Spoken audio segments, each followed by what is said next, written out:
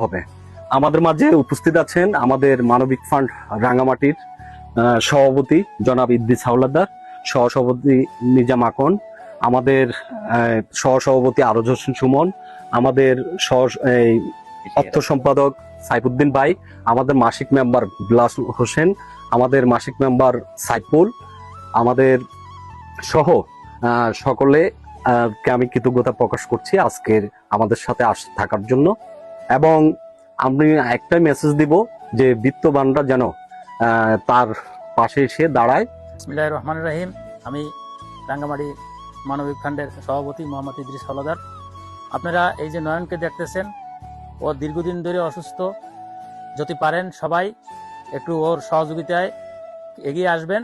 আমি সবার কাছে এই আহ্বান করে সবাইকে শুভেচ্ছা জানিয়ে আজকের মতো আমরা এখানে শেষ করছি।